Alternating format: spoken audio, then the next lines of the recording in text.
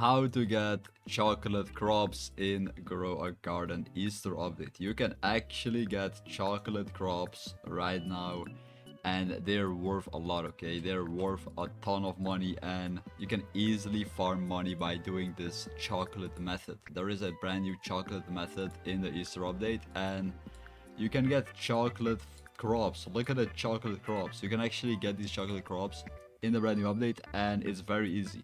So the first thing that you need to do is like the video and subscribe. And if you do need a grape seed bag, you can actually get it for free by commenting down below grape. Comment down below grape.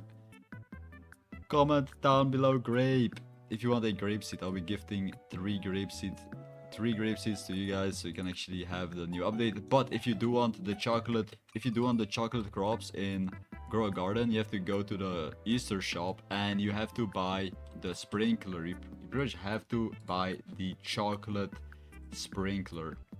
There is a chocolate sprinkler in the shop and you can get chocolate crops by purchasing the sprinkler and putting it down on your base. And this is how it looks like, chocolate sprinkler.